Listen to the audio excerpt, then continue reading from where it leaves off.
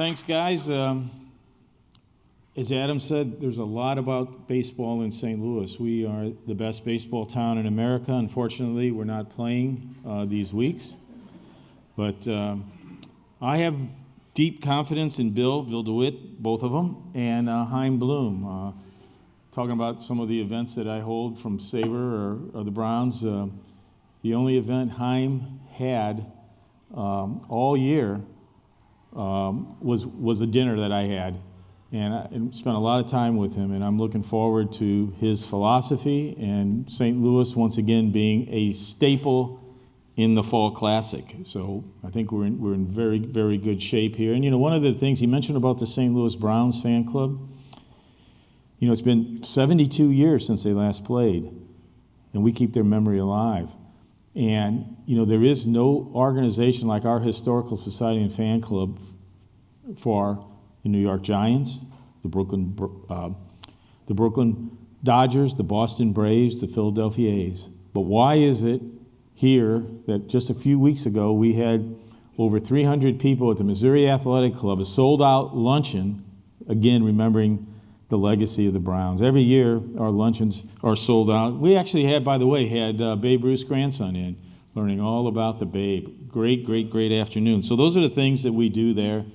When I'm not doing that, I'm generally writing books or making movies. How many have seen the Browns movies that on PBS? If you didn't, that's a great way to learn about the history. You can go out to 9 PBS. Again, another great partner who has provided us the opportunity to use their film as a platform. And, they're all Emmy nominated, Emmy winning. And these are the books. We'll be upstairs if you're interested in any of them. But today we're going to talk about a new book. Baseball Heaven. This is a sign right at the Busch Stadium. And that's what I said. We open up with that we are in baseball heaven here in St. Louis. The best baseball town in America. I mean, you don't believe how great a town you are until you've played or been around in these other cities.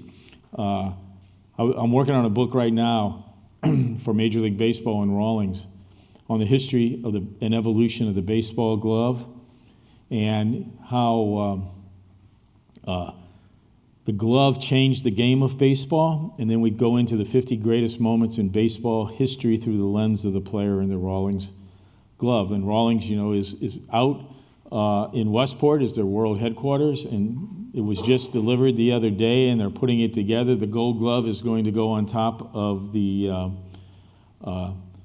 gold building in Westport. So you'll be able to drive up and down 270 and see the real gold glove. But we're working about that, and our history goes into gold gloves. St. Louis Cardinals have had 99 wins in the gold glove ceremonies, 99.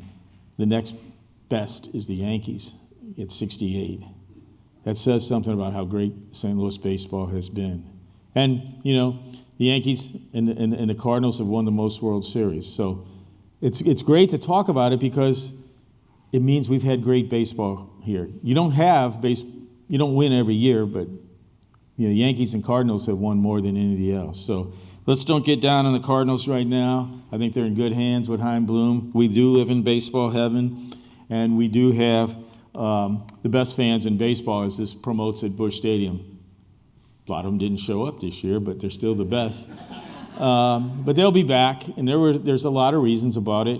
And there's a lot of issues about, what's with the Cardinals, but the things we can ask questions afterwards, whatever, we'll talk. I mean, they've lost a lot of TV revenue. They're having to reshuffle. They got this, we don't know what's going to happen after December 1st, 2026, how long the season's out. So all the teams are in kind of in a situation. But we've had this best baseball experience than any other city. And, I've been in all the stadiums, and you just gauge, and the love of St. Louis here is through baseball. And the history, the Browns, the Cardinals, the Negro League Giants and Stars, they're all here, and they all make it so special. So that's what really this is about. And I decided to write this book because you need to learn the history. And unfortunately, you don't ride around and see kids playing baseball in the parks like when I was a kid. If you weren't one of the first 18, you had to wait till somebody's mom called them and they had to go home. But you did it all on your own. It wasn't organized and all that. The love of baseball, and people are just not as focused as it was. It was everything. Now there's too many things with video games, but football starts when baseball's going on, basketball and hockey, their playoffs go all the way until the end of June. Baseball didn't have what it was. So to really build on being the best, we want you to learn and remember the history of the game and how it happened here in St. Louis. So you've all seen this out there at Busch Stadium, whether you see it on TV or you've been there. This is the left field wall. And you know what's out there. I ask all these little kids that I go and speak. I speak to about 10,000 kids a year on the history of the Cardinals through teaching them how to read and write well through one of my books. And we always put this up there. You know who these are? And they go, oh, those are the numbers. And they're the Hall of Famers. Not everybody's a Hall of Famer out there. Those are retired numbers. But these are the men who made this a great franchise for the Cardinals. So I wrote a book several years ago called The Incredible Cardinals. And this is a book I take in to teach the kids how to read, how to write. And like I said, I do about 10,000 kids across the school districts every year. And, as I started flipping through this with them, it's a great book. Very colorful, has all the guys on the left field wall. I started realizing, the kids didn't know. They don't even know who Stan Musial is. Is that the sin of St. Louis that you don't know who Stan Musial is? Come on, guys. Gibby and Brock, well, these are the heroes of their parents, which is really good and great because the thing of beauty of this book was the parents and grandparents started talking about, I was there when Brock stole 3,000 or got his 3,000 hit or, 7 when he broke the record, set Maury Will's record in the National League and then when he eventually set it. Or I was at game 1 when Gibby struck out 17 Tigers and all these little things. And the kids start resonating and the parents keep telling me, they come back because the parents can then add their stories. So it made me start thinking, there's only 13 guys on the wall and a couple of them are not in the Hall of Fame. There's 55 men in the Hall of Fame that are tied to the St. Louis Cardinals. 55. Well, 13 on the wall. Who are the other 40-something, right? Why aren't they highlighted somewhere? Why aren't they known and respected? And that's why I wrote this book. And I'm having a hard time. See, I'm usually a guy that's bouncy around the stage, but because we're filming this today, stay here and be a podium hugger, and that's not my style. So if I start inching away, let me know. But the point is, who are these other 40 men? We need to know. We need to honor them. So how many other special players are there in St. Louis baseball history that we don't know about? As I said, this history in St. Louis is just not about the Cardinals. There's so many special and interesting things of people who played here. They were born here. There's 346 inductees in the Baseball Hall of Fame. You walk down the plaque room there in the Hall of Fame, and I've had the honor of speaking multiple times in Cooperstown, and you just look at these men, and one woman. There is one woman in the Hall of Fame, Emma Manley from the Newark Eagles of the Negro Leagues. She is the lone female. But there's 245 Major League players in the Hall of Fame out of this 346. There's 28 from the Negro Leagues. There's 23 managers, 10 umpires, and 40 pioneers, executives, or organizers. A lot of them are like owners, or guys like Branch Rickey, who was the great general manager of the Cardinals that took them to all those World Series in the 20s and 30s and 40s. You talk about a run of being spoiled when all of a sudden you rattle out. What did Branch Rickey leave? You talk about Mo's legacy here, and Heim. I've talked about him. Are you the new Branch Rickey? Branch Rickey brought pennants to St. Louis Cardinals in 26, 28, 30, 31, 34, 42, 43, 44, and his efforts helped in 46. So, great runs. That's who these organizers are. But of these 346 men here, since the first induction took place in 1936 with the famous 5, that was the first class, there have been 81 inductions. And somebody says, what happened to the other 8? Well, there are several years ago, no one got inducted. There was no one voted. It's not automatic. And you don't want anybody to be just somebody to have an induction. It's supposed to be the best of the best. But of those 81 classes that have taken place since 1936, 54% have included a St. Louis tie. 54%. That's over half of the inductees, and they're in ceremonies, have had someone with a St. Louis tie. So if you've got 50, and you think about all the baseball teams, they got to divvy up the other 50. What does that tell you? St. Louis is great. The Cardinals franchise has had 55 men, as I explained a moment ago. The St. Louis Browns have 15 men in the Hall of Fame that have ties with the Browns. There's a few of those have cross-elasticity to the Cardinals. There are 6 of them that played for both the Cardinals and the Browns. The Giants and Stars from the Negro Leagues had 5. And the St. Louis's own, I call them, they were men inducted in the St. Louis Hall of Fame. They grew up, they were born here, and they made the Hall of Fame. Even though they didn't play for one of those 3 teams I mentioned above, they made the Hall of Fame, and we'll talk about them in a minute. But just to give you who I'm talking about, Earl Weaver. Remember Earl? Yeah, he was one of those. So, I also want to make clear for you, when I talk about the Cardinals franchise, it's kind of important because it's also very kind of confusing. And in a way, we like to rewrite history, don't we, in St. Louis, in the world, everywhere. So we rewrote the history a little bit. You know, Major League Baseball began in 1876.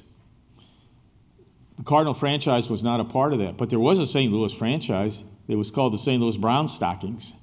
And they played in 1876 and 1877, and they got kicked out of the league for gambling and price-fixing issues, which was prominent in those days. It really was.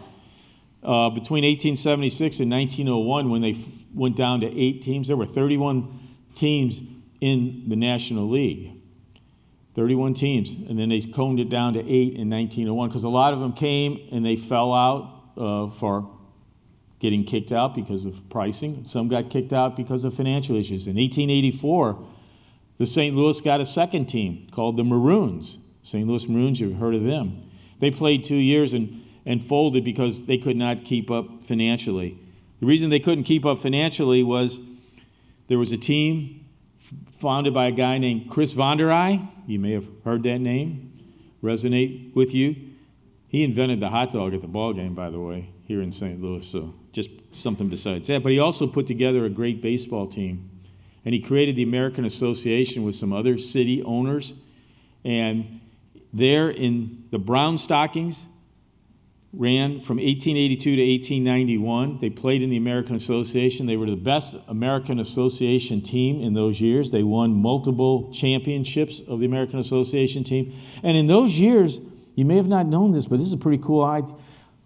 The American Association Championship would play the National League Championship. The American League doesn't come about. They're not even in the picture here. They started in 1901. And the St. Louis Brown Stockings are the only team that defeated the National League during those 10 years. And guess who their best rival was in those years? They weren't the Cubs yet, but it was the Chicago team that would change their names. They were actually the White Stockings at one time. And they were they were Colts for a year or two. They kept changing names, but it started the rivalry with Chicago. And it all came out of those playoffs. But this team was not the Brown Stockings were not in the National League. They were in the American Association, as I said, and it folded and kind of started merging with the National League. So the old saying goes, if you can't beat them, join them. Well, they invited the Brown Stockings and Von der Eye's team into the National League in 1892. And they played as the Browns. So if you go look at the history of the St. Louis Cardinals, they were the Browns. They shortened the name from Brown Stockings to Browns.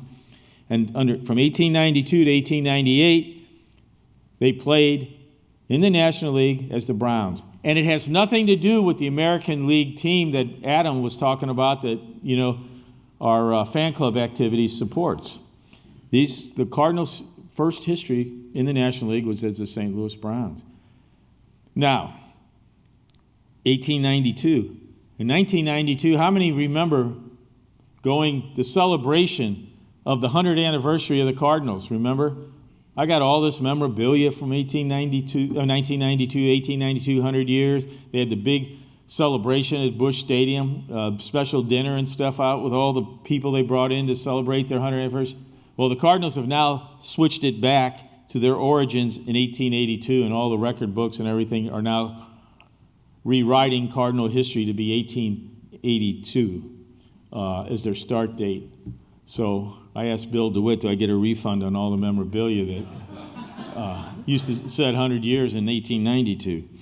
Well, in 1898, they were sold. Von der Eye was getting old. He was running out of money, and they sold it to two brothers, the Robeson brothers. And they decided the Browns, who were so good in the American League, had aged out. Von der Eye wasn't spending the money, and he sold out. And these Robeson brothers decided it was time for a new look, because from 1892 up until 1899, the Browns, a.k.a. Cardinals, were a terrible team. They were losers. They were not the winning team of the American Association. They were bottom feeders in the standings, so we needed a new name. Change the image. How many have heard of the Perfectos? So for that 1 year, they were the Perfectos. The Robesons thought they had a really good idea with the Perfecto name and that they were going to change the image and win. They also owned the Cleveland Spiders. Have you heard of them? They were a National League team in Cleveland. And they took all the great players from that Cleveland team, and we're going to talk about some of them in a moment, and put them on the Cardinals team, on the Browns team, and then they put all the bad ones over in Cleveland. That's why Cleveland still holds to this day the worst record in Major League Baseball. And they folded shortly thereafter. They won 24 games in the season. So for that one short year, they were the Perfectos. And in those days, baseball, a lot of the teams were named after the color of their socks and the pinstriping along their shirts. There was the red legs, the white stockings. These guys changed their color from that kind of brick reddish brown to that lovely shade that many of you are wearing out there of cardinal red. And they started calling, a newspaper writer started calling them the Cardinals. And forever after, that's when they changed their name the next year to become the Cardinals. And that's the team we root for today. So when we're talking about the Browns, the Cardinal franchise, it really begins in this story in 1892. And that's who we're dealing with here. So I just wanted to give you that background. Because in 1901, here come the St. Louis Browns. They create the American League. And people get confused. Well, there's the Brown Stockings. There was the Browns in the National League. There's the Browns in the American League. The Browns' name in baseball in St. Louis is like a cat with 9 lives. It keeps changing. So back to that 54% of the induction classes. That's 21% of the people inducted, of the inductees, are from St. Louis. Or 1 out of every 5 inductees. 1 out of every 5 inductees has a St. Louis tie. That's pretty amazing. The amount of people from St. Louis when you walk through the halls of Cooperstown. 1 out of 5. And think about all the great Yankees, all the other great teams.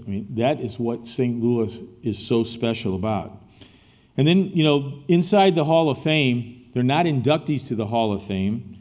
They're the broadcasters, the Ford Frick Award, which is given to the best broadcasters, and we have 5 of them there.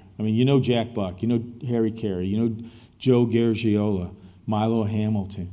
All these guys are the guys who taught us baseball. One of the reasons I say we have the greatest baseball fans in America, because they're the most knowledgeable, they're most accepted. When you talk about with all the the players and owners from the golden years of baseball, everybody resonates how intelligent St. Louis baseball fans are. I remember the time when Pujols came back to play the Cardinals as an Angel. Remember that? Was it 2019 or 2020? And he was getting standing ovations for everything. A couple of the guys in the Angels dug out and said, "Is it like this every time?" He says, "Yeah, you got to play here sometime before your career is over." That's how much people think about St. Louis baseball. And even when you see empty seats this year, and you think, hey, would we get 2.3 million, 2.25, something like that? That was actually a pretty good number. The era of 3 million is getting less and less, and you look across these other cities. But these are the men who taught us baseball day in and day out, night after night. How many times did you go to bed with that transistor radio hidden under your pillow so your mother thinks you're sleeping, but you're listening to a ball game? Remember those? Try explaining to kids what a transistor radio is today in grade school. But they did. And they taught us the nuances of the game. Think about Harry Carey. Remember Harry's stick? The pitcher toes the rubber. You look in. Gets the sign. Here's the windup, the stretch, the pitch. And then sometimes it'd be, there she goes, maybe, could be, might be, it is a home run. But with Harry Carey, you saw the game in your head even though you weren't there. They taught us. And KMOX and its great power signal across the country. Bob Costas tells me I used to listen to it up in home in upper New York. People could hear it out in California, on the Gulf Coast, or up in Canada. Baseball in St. Louis, really, when you think about it, until 1958, we were the farthest west, the farthest south. And we taught America baseball through these great men, and then we had this great sports writers. Unfortunately, we lost Rick Hummel a couple years ago, but we had Hummel and Bragg, J.R. Stockton, and Mr. Spink, who created the Sporting News. Think about what St. Louis was the center of baseball. With the Sporting News here, the Bible of baseball. How many of you kids like me grew up, couldn't wait for Thursday's mail, because here it would come in a wrapper, and you just tear it apart because it was all about baseball. And then we have Rawlings, the world headquarters, the world leader of baseball here in St. Louis, and it's still here since 1887. So we are the center. And all these things and all these people, I do have the bios and the stories of all these, the Ford Frick Award winners and the Baseball Writer Award winner. It used to be called the Spink Award, but they changed it because they found some things that were written in the Sporting News a long time ago in the 30s and 40s, and they said it was not appropriate, so they took his name away, and now it's the Baseball Writers Award. But each of the chapters of the book, really highlight what we have a story. And I go to find unique pictures. I dig them out of everywhere, from the Hall of Fame to different teams' archives. And we give a little bio, and then down on the bottom, we put their stats, and their stats are in red over here. This is when he was in St. Louis, and this guy here. How many of you knew that this guy here pitched in St. Louis, played for St. Louis? Cy Young, the greatest pitcher in baseball. His 511 wins, 46 of them were in those 2 years he played in St. Louis. And then they said, "Oh, he's getting a little old. We're not going to keep signing him. He just comes over here and wins several hundred more games." What would have happened if Cy had stayed in St. Louis? But we also get into some of the little factoids and little things about when they were born and where they're buried, and all their awards and recognitions, and how many postseasons games they did. And probably the neatest thing people come and telling me is, I tell you what numbers they wore when they were in St. Louis. Now, Cy, he never wore them because numbers really don't come into play until 1930.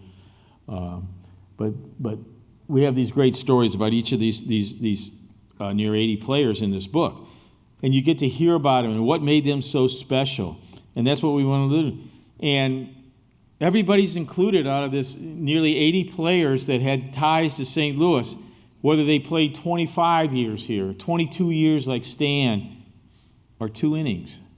Yeah, we had a player in the Hall of Fame with ties to St. Louis that only played 2 innings in the major leagues. Just 2 innings.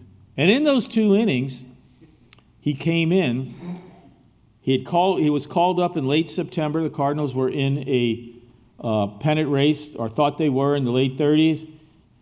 he was there to be support. Johnny Mize was playing first base and got kicked out, so they send this guy in. He's takes first base. First ball to him, guess what he does? He makes an error. Okay? Gets out of the inning, then he gets to come to bat. Guess what he does? Woofs 3 times. That's his whole Major League Baseball playing career. 1 error, 1 at bat, 1 strikeout. But for many of you all out there, you would take that to say you played a Major League ball game, wouldn't you? You're right, yeah. Anybody know who he is? Walter Alston. He kind of had a little detour from being a not-so-good player to being a great manager with the Brooklyn and Los Angeles Dodgers. And you'll find that a lot of times when you start reading these bios, because I do have a lot of guys in here that from the Cardinals that went on to be managers in this story. And a lot of times it's not the superstars. You know, when I had Babe Ruth's grandson and we were talking about him, why he never could manage. Roger Hornsby, big stories about Rogers. Rogers is one of the greatest right-handed hitter in baseball, one of the greatest to ever play the game. He managed the Cardinals to their first World Series in 26, World Championship.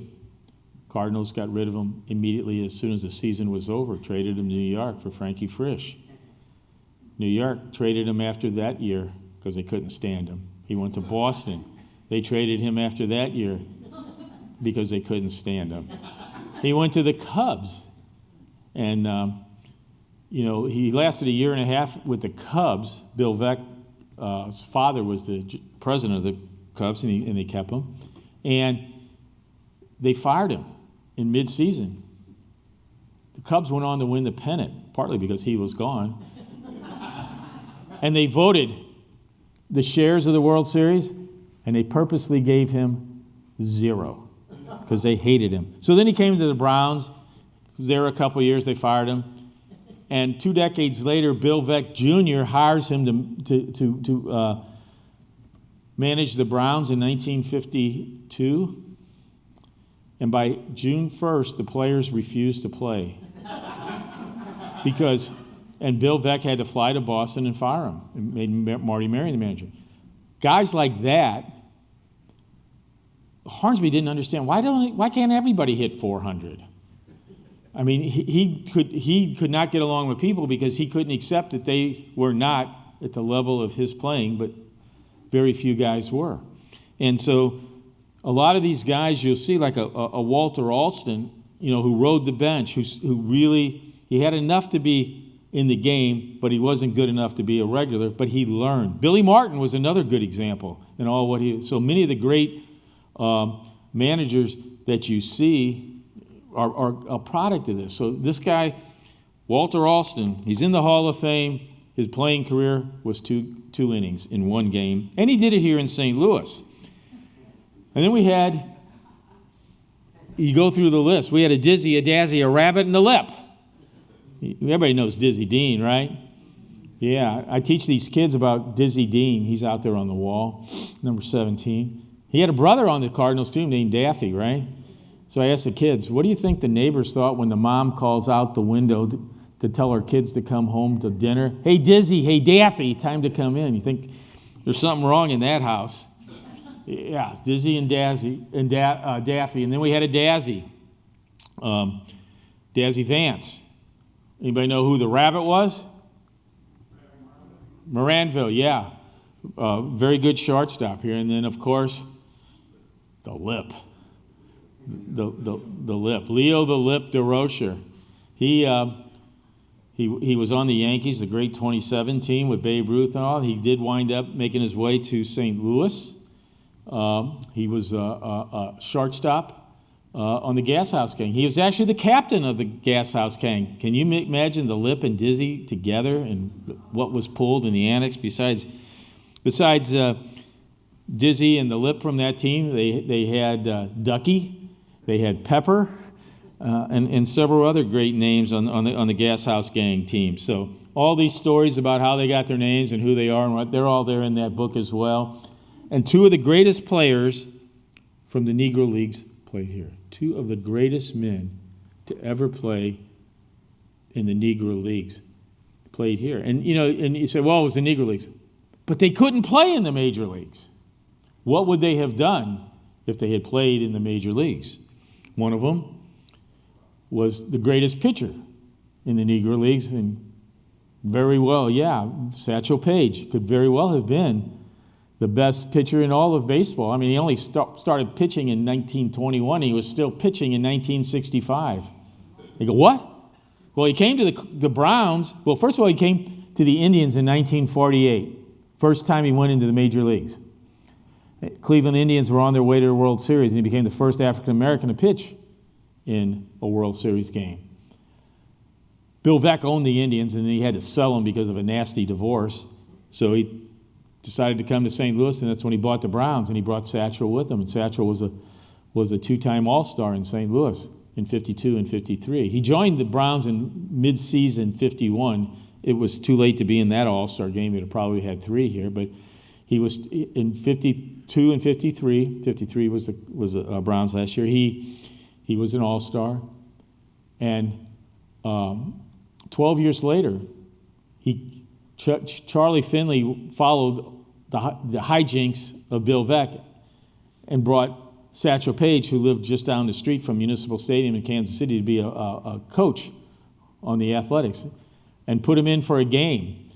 And just like old Dizzy, who pitched in 1947 after really leaving baseball in the late 30s and came and showed the Browns why he was a better pitcher when he was announcing, saying the Browns pitchers couldn't get anybody out, but he could, or his grandma could. And he came out of the radio booth and pitched a game in 1947, the last game of the season, threw a shutout for 4 innings, even got a hit. And he kind of was stretching into second base on a slide, and he kind of wrenched his back, and his wife was screaming, "Get the bum out," and Dizzy knew who he was going home with that night. So he heeded to her suggestion and left. So Dizzy, all those years in 1947 back to his last playing days, and his last great playing days was in the 30s, in 36, when he got hit in the toe from a Luke Averill line drive in the All-Star game. And instead of sitting out and letting it heal, he started pitching and said, I'm the best of them all. I don't need the rest. It ruined his arm. But Satchel Paige came back in 1965 for the Kansas City Athletics and pitched a game against the Boston Red Sox. He, too, threw shutout ball through half the game, and he only gave up 1 hit to Carl Yastrzemski, 3-time American League batting champion. And after the game, he called Yaz into the locker room and said, "Well, I gave your dad a hit 25 years ago. I figured I'd let you have one too." So those are the great stories of baseball. But Satchel Paige was here. Now, several years ago, Major League Baseball made a statement, and they merged the Negro League statistics with Major League statistics. If you go to Baseball Reference or all these things, you'll see them all, the Negro Leagues and Major League Baseball combined. Whereas Ty Cobb used to be the greatest hitter of all time, the highest batting average. He's been surpassed now by Josh Gibson at number 1. And now at number 3, Ty is 2. At number 3 is Oscar Charleston. Oscar Charleston was the great St. Louis Giant player. And he played for the Giants here in 1920. The Giants were the predecessors of the Stars. The Stars got sold shortly after the 1921, and they took the name Stars. Again, kind of like that reimaging of the Cardinals and the Perfectos and that. They reimaged, 2 doctors bought it. The Giants used to play, everybody know where O'Fallon Park is on Highway 70 as you're coming in from the airport to downtown? There's a big bend. And O'Fallon Park goes up on the hill on the west side. Just across the street at Clarence and Broadway is where the Giants played their game. How many came in here today driving in on Highway 40? When you remember where St. Louis U is and Chaffetz Arena? And across Compton Avenue is Harris Stowe. There's a baseball field there. Yeah, that's where the Stars Park was. So as you drive in or drive home tonight, look just north, on the north side, right across the street from Chaffetz Arena there at St. Louis U, is where the Stars park. It's still, I play on that field. I still play senior games all about over 100 and something across the country, and we play on there occasionally. So to stand there and think you were where Cool Papa Bell, Oscar Charleston, all these guys played. I mean, there's history, and that's what the beauty of baseball in St. Louis is. It's about history. So Oscar Charleston, the third highest hitter in baseball history. And then there was one small step for man, one large step for mankind that happened here. When you hear those words, what do you think of? Neil Armstrong, Apollo 11. And I did that way because these men, there were two men who played in St. Louis. They were like Neil Armstrong, and who was Neil's buddy? Buzz Aldrin. You guys know the first and second men to walk on the moon. Good job. Now tell me the third and fourth. Nobody knows, right? Well, we remember Jackie Robinson on April 15th, 1947, breaking the color barrier with the Brooklyn Dodgers, right? And on July 5th, 1947, Bill Veeck brought Larry Doby in to break the color barrier in the American League with the Cleveland Indians. So Jackie Robinson and Larry Doby are the Neil Armstrong and Buzz Aldrin of baseball. Shortly after that July 5th day with Larry Doby, Bill DeWitt Sr., because Bill DeWitt Sr. was a longtime president and the owner of the Browns, he brought Willard Brown and Hank Thompson on board from the Kansas City Monarchs, just like Brooklyn brought Jackie, to help the St. Louis Browns. Willard Brown and Hank Thompson. How many of you ever heard of those names before? Not, just a few of you, yeah.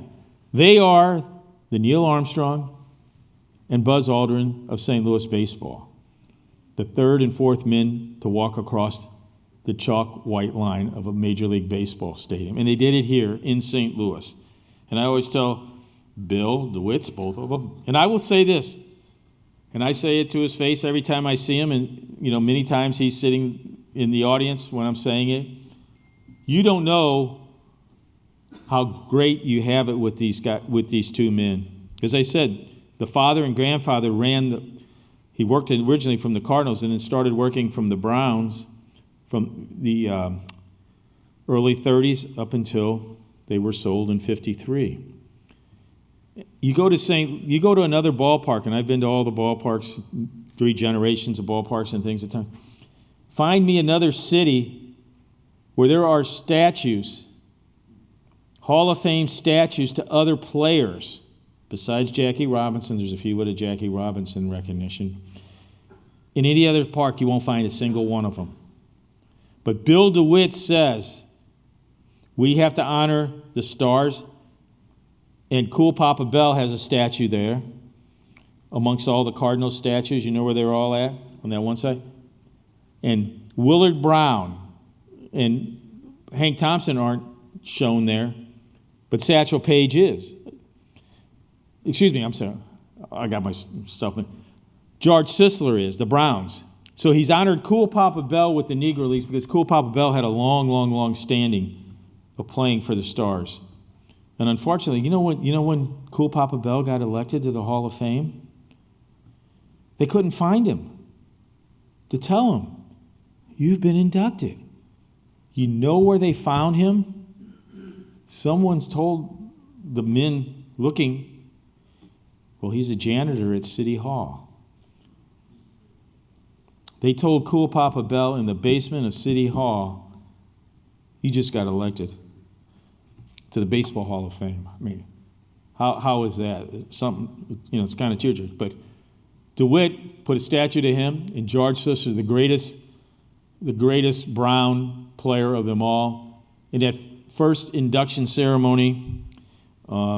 In 1939, they held the first induction ceremony. Even in 36, they announced it for the first time. They built the Hall of Fame up there in Cooperstown, which, for many of you, I don't want to tell you and let you read about it in the book, thinking the butler did it, and you read the book, but give it away. But Cooperstown is not where baseball was first made. It was not by Abner Doubleday, and I've tried for many years before he passed to joke with Mike Shannon and say, will you quit saying, oh, Abner's done it again, because Abner ain't done shit, you know. He was nowhere near Cooperstown, New York. They traced it. He was in the military. He wasn't. It was Alexander Cartwright in Hoboken, New Jersey, is the man who created baseball and wrote the rules and all that. So, I mean, that's what's so cool about all these things. So, you know, it's doing this whole history. So, Bill DeWitt honors not only his team, he honors the Stars and Giants Negro League team with the statue there of Cool Papa Bell, and he honors the St. Louis Browns with George Sisler there. And George Sisler, as I was getting ready to say, in this great dinner they had that night before the first open induction in '39, they were having a testimony about who would you pick your first pick in this room. If you had to pick a baseball team, who would your first pick would be? Babe Ruth and Ty Cobb both stood up and said it would be that man, George Sisler. For 3 years, George Sisler averaged 400. And he was the cog of the great Browns teams of the 20s. So, you know, there's all these stories. You know, highest career on-base percentage, this guy. And you're thinking, who is this? Ted Williams had, you know, .487. Babe Ruth, .473. Who's this dude at .465? We don't know him. Very few people have ever heard of him. You know, I was shocked. John McGraw. We know John McGraw is a New York Giant. He managed them for 30 years, but he had a heck of a playing career for about 18 to 20 years, and he had the highest on-base percentage in baseball history. He played here in St. Louis as part of the Brown Stockings. How many remember in 1974 all the hubbub in baseball, watching it on TV? Hank Aaron's going to break Babe Ruth's record, and everybody had their pros and cons, you know, which is the beauty of baseball and hot stove leagues. You know, Aaron had 2,400 more at-bats than Babe Ruth in the 714 home runs Ruth hit up to the 744 of Aaron, 2,400 more at-bats. What would Ruth have done with 2,400 more at-bats? But even McGuire, we had his countdown with Sosa in '98. I don't ever remember anybody ever talking about this guy. And I mean, I knew there was a guy by this name in the Hall of Fame. But it really broke the question as I was writing this book and studying on this guy. I didn't really realize this. Who was the home run career leader before Babe Ruth? Babe Ruth broke the record in 1921. He broke this guy's record. And this guy played here in St. Louis. How many have heard of Roger Connor? Anyone? Well, there's a book out upstairs available. It'll tell you a lot more about it. But, I mean, these are things, and it's like, you know, I wish Hummel and Bragg were around. I would ask him, why didn't you really highlight that in '98 in this history that was for 24 years, almost a quarter of a century, the all-time home run king. So, Roger Connor, her name. And this is always one of my favorites because he's one of my favorite players and one of my favorite stories in baseball, especially a Cardinals story. He was named after a president, and he was played by a president. This guy was born and he was named after the sitting president.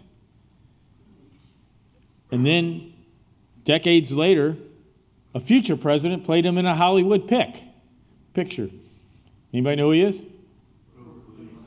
Yeah, got to say the full name, all three names. The president was Grover Cleveland. He was Grover Cleveland Alexander. What was his famous part? Well, he was one of the greatest early pitchers in the 19 teens and into the 20s. He came to the Cardinals. Excuse me. In 26.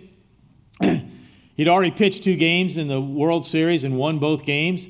They're in Game 7, and Pop Haynes is rubbing a blister.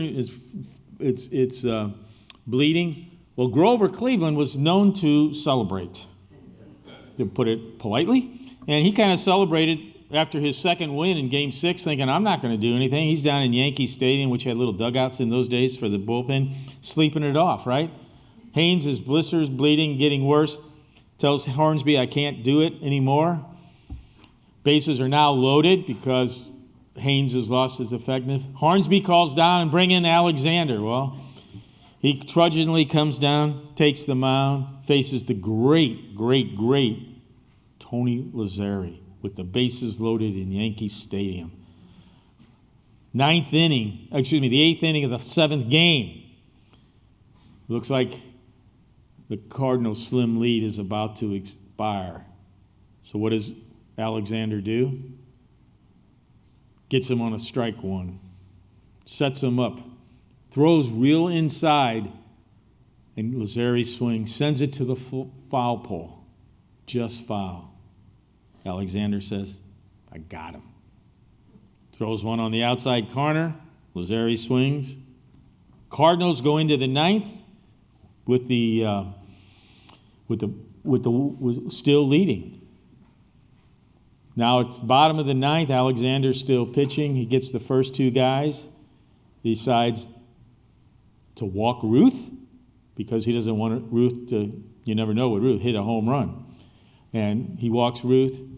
And then that immortal moment in St. Louis baseball history where Ruth decides, 9th inning, Game 7, 2 outs. He tries to steal second base. And he's thrown out. In my new Rawlings book, it's the section called a throw, a catch, a world championship. But why did Ruth steal second base? In the news conference afterwards, everybody was chiding him, and many of the history books like to make fun of Ruth and that it was the dumbest play in Major League history. Bob Musil was at bat, who was a good hitter, but as Ruth told all the newspaper, it wasn't dumb. The way Grover Cleveland Alexander was pitching, there was no way I could, on a single or maybe even a double, that I could score from first base to tie this game with 2 outs. The only way we had a chance is if I could be on second base, and that's why Ruth ran. And these are the stories in the book, kind of like that corrects baseball history. But it was because he didn't think anybody was going to get any power off Grover Cleveland. He was pitching that well. On just a few hours rest and a lot of drink rest, you weren't going to touch him. So that's what he did. So anyway, and here is Oscar Charleston, the man I went ahead and decided to go ahead and talk about him in the earlier part, who holds the 3rd highest career batting average. There's what he looked like. And to think he played here in St. Louis, Oscar Charleston. He's one you can discover more history and more about. And in one season, across 2 teams, St. Louis had 2 400 hitters, 1922. 2 guys in St. Louis hit over 400. Hornsby hit 402. George Sisler hit 424. Sisler would average 400 for 3 years in a row. That's why we had something so special here in St. Louis. And you know what was also special about St. Louis? We were one of the few cities that had both 2 teams, an American League and a National League team playing here, so you could see everybody. This is before the days of radio and TV and that, that you got to experience it yourself by watching. When the Browns were playing, maybe the Browns weren't so good, but here come the Yankees, and you got to see Ruth and Gehrig and DiMaggio and Mantle. The Indians come in, and it was Feller and Lemon and all that crew, and you saw all the ones in the National League that the Cardinals played. That also is one of the things that made St. Louis baseball so great and why we are the greatest baseball in town. We talked about Cy Young earlier.